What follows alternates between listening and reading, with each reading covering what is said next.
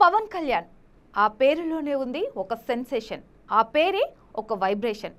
చిరంజీవి తమ్ముడిగా సినీ ఇండస్ట్రీలోకి అడుగుపెట్టి రాజకీయ సునామీగా ఎదిగిన పవన్ కళ్యాణ్ జీవిత చరిత్ర గురించి తెలుసుకుందాం. పవన్ కళ్యాణ్ పూర్తి పేరు కొనిదెల పవన్ కళ్యాణ్. ఆయన అసలు పేరు కొనిదెల కళ్యాణ్ బాబు. పవన్ కళ్యాణ్ కొనిదెల వెంకటరావు మరియు అంజనాదేవి దంపతులకు సెప్టెంబర్ 2, 1971వ సంవత్సరం ఆంధ్రప్రదేశ్లోని బాపట్ల జిల్లాలో జన్మించారు.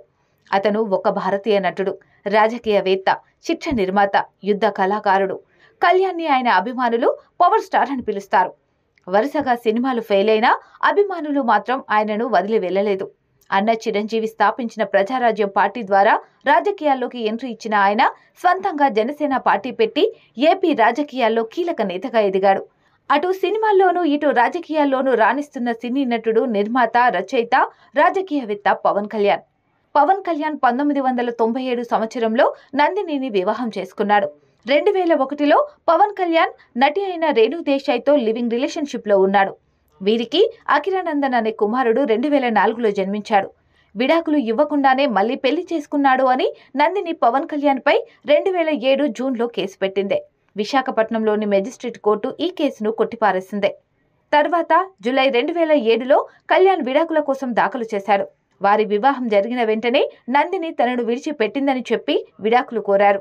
ఆగస్టు 2008లో కోర్టు నందినికి వన్ టైం సెటిల్మెంట్ గా 5 కోట్ల భరణం ఇప్పించి విడాకులు మంజూరు చేసింది. 2009లో పవన్ కళ్యాణ్ 8 సంవత్సరాల సహజీవనం తర్వాత దేశాన్ని వివాహం చేసుకున్నాడు. వారికి ఆద్య అనే కూతురు 2010లో జన్మించింది. వీరిద్దరూ కూడా 2012లో అధికారిక విడాకులతో విడిపోయారు. తీన్ మాల్ సినిమా షూటింగ్ సమయంలో పవన్ కళ్యాణ్ తన 3వ భార్య రష్యన్ పౌరురాలు అయిన అన్నా లెజ్నోవాని కలిశాడు. వారు సెప్టెంబర్ 2013లో హైదరాబాద్లోని సబ్ రిజిస్ట్రార్ కార్యాలయంలో స్పెషల్ మ్యారేజ్ యాక్ట్ ప్రకారం వివాహం చేసుకున్నారు. ఈ దంపతులకు ఒక కుమార్తె పొలెనా అంజనా పవనోవా మరియు కుమారుడు మార్కు శంకర్ పవనోవిచ్ ఉన్నారు. పవన్ కళ్యాణ్ రాజకీయ ప్రయాణం. కళ్యాణ్ తన అన్నయ్య చిరంజీవి ప్రారంభించిన ప్రజారాజ్యం పార్టీ యువరాజ్యం అధ్యక్షుడిగా 2008లో తన రాజకీయ జీవితాన్ని ప్రారంభించారు. ప్రజారాజ్యం పార్టీలో ఉన్న రోజుల్లో కళ్యాణ్ ఎన్నికల్లో పోటీ చేయలేదు.